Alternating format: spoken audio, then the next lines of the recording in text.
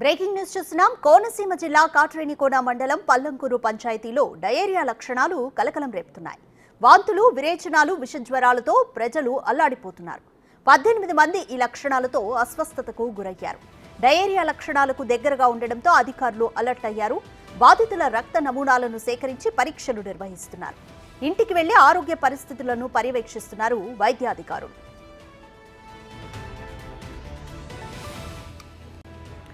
అయితే గ్రామంలో తాగునీటి సరఫరా లేదని స్థానికులు ఆవేదన వ్యక్తం చేస్తున్నారు. గోతులలో ఉన్న మంచినీటిని తోడుకొని తాగుతున్నామని వాపోతున్నారు.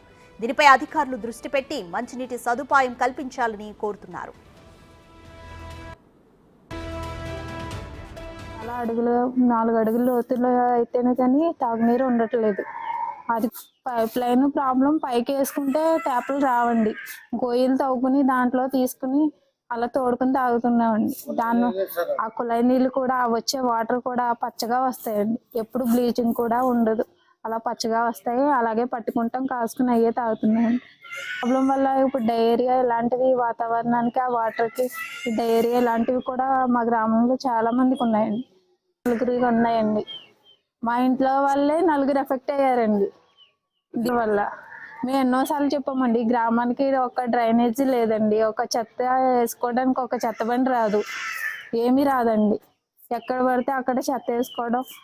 అంత ఆ చెరువు ఉందంటే ఆ చెరువు కూడా మొత్తం అన్ని దాంట్లోనే, బాత్రూమ్ గొట్టాలు అన్ని దాంట్లోనే. దానివల్ల చాలా దోమలు కూడా వచ్చేస్తున్నాయి. ఉన్నటువంటి వాటర్ పైపులో ఎటువంటి పరిస్థితులు లేదు. చాలా మురుకుంట లాంటి పరిస్థితులు ఏర్పడాయి. ఎక్కడ పడితే అక్కడ గుజ్జలు పడుతున్నాయి. కాబట్టి ఎంత చెప్పిన పంచాయతీకి పట్టించుకోవట్లేదు. గోతుల పడి నీళ్ళు పట్టుకునే పరిస్థితి ఏర్పడ్డది. కాబట్టి గ్రామాన్ని గవర్నమెంట్ తన దృష్టిలో పెట్టుకుని ఎన్నో చెరువు కూడా బాగు చేసి ఆ చెరువులో ఉన్నటువంటి మురుగు చెత్త తీసేవలసిందిగా గవర్నమెంట్ కోరుతున్నాను. నేను ఫీల్డ్లోకి వెళ్ళి పర్సనల్గా వెళ్ళాను ఈ రోజు అండి. ఫీల్డ్లో తిరిగితే తెలిసింది, అందరూ మేము పలానా రోజున సోమవారం రోజున ఫంక్షన్కి వెళ్ళామండి. ఆ ఫంక్షన్కి వెళ్ళిన తర్వాత నెక్స్ట్ డే నుండి అందరికీ మోషన్స్, వామిటింగ్స్ ఇలా పట్టుకున్నాయండి అని చెప్పారు. సరే అని చెప్పేసి ఇంకా నేను మళ్ళీ మా స్టాఫ్ని కూడా వాటర్ టెస్ట్ చేయమని చెప్పాను. అలాగే బ్లడ్ శాంపిల్స్ కూడా కలెక్ట్ చేయండి, ఇది డయేరియానా లేకపోతే అక్యూట్ గ్యాస్ట్రైటిసా అనేవి ఇవన్నీ నిర్ధారణ చేయించడానికి మనము శాంపిల్స్ పైకి పంపిద్దాము. కాబట్టి మీరు ఇవన్నీ చేసుకోండి, అలాగే డ్రగ్ కూడా డిస్ట్రిబ్యూట్ చేయండి అని చెప్పేసి నేను ఫీల్డ్లో ఇన్స్ట్రక్షన్ చేయడం జరిగిందండి. ఇప్పుడు బాగానే ఉన్నారండి వాళ్ళు. ప్రజెంట్ ఈరోజు సాయంత్రం డిశ్చార్జ్ అవుతారు. రైట్. పల్లంకూరు గ్రామంలో డయేరియా ప్రబలుతుంది. 18 మంది వరకు ఎఫెక్ట్ అయ్యారు. ఇదే విషయానికి సంబంధించి మరింత సమాచారం మా ప్రతినిధి రాజేష్ అందిస్తారు.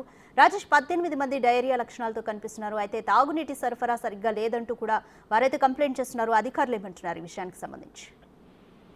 రాధికా కోనసీమ జిల్లా పల్లంకూరు గ్రామంలో ఈ సంఘటన చోటు చేసుకుంది. గత 2 రోజులుగా గ్రామానికి సుమారుగా 16 మంది అస్వస్థకు గురైన పరిస్థితి ఉంది. మొత్తం అంటే గ్రామ పంచాయతీకి సంబంధించిన వాటర్ ట్యాంక్ లో నీరు కలుషితమైనట్టుగా కొంతమంది భావిస్తున్నారు. ఈ నేపథ్యంలోనే గత వారం రోజులుగా కూడా స్వల్పంగా గాయపడుతున్నారు, అనారోగ్యం పాలవుతున్నప్పటికీ చాలా మందికి మాత్రం వాంతులు, విరేచనాలతో ఎక్కువ మంది గత 2 రోజులుగా ఆసుపత్రికి చేరుకున్నారు. ఈ నేపథ్యంలోనే స్థానిక సిహెచ్సిని అయితే మొత్తం డాక్టర్లందరినీ కూడా అప్రమత్తం చేశారు. ఎందుకంటే ఇటీవల కాకినాడ జిల్లాలో తునిలో కూడా 18 మందికి డయేరియా సోకింది. దాంట్లో ఒక వ్యక్తి ప్రమాదవశాత్తు కాలం మరణించారు. ఈ నేపథ్యంలో అప్పుడే అధికార యంత్రాంగం మొత్తం కూడా అప్రమత్తమైంది. అయితే తాజాగా కోనసీమ జిల్లా ముమ్మడివరం కాన్స్టిట్యున్సీ పల్లంకూరులో ఈ సంఘటన జరిగిన వెంటనే అధికార యంత్రాంగం మొత్తం అప్రమత్తమైంది.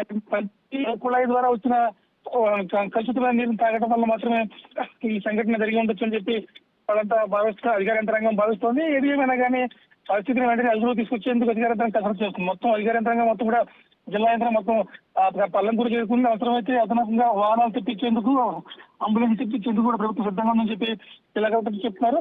మరోవైపు స్థానిక ఎమ్మెల్యే దాట్ల పుత్రరాజు కూడా వెంటనే బాధితులను పరామర్శించడం, బాధితులకు కావాల్సిన ఏ రకమైన సహాయమైన వెంటనే అందించేందుకు అధికార యంత్రాంగానికి కొంచెం ఆదేశాలు అయితే జారీ చేశారు. మొత్తం చూసుకుంటే ప్రస్తుతం మాత్రం అంటే ఎవరికి ప్రాణాపాయం అయితే లేదు, కానీ పరిస్థితులు ఈ మొత్తం 16 మందిలో కూడా ఎవరికి ప్రాణాపాయ పరిస్థితులు. అందులో సగం మంది ఇప్పటికే కోరుకున్నారు. మరో సగం మంది ఉదయం 10 గంటలకల్లా డిశ్చార్జ్ చేసే అవకాశం ఉంటుందని చెప్పి స్థానిక ప్రభుత్వ వైద్యులు మాత్రం స్పష్టంగా చెప్తున్నారు. Thank you Rajesh.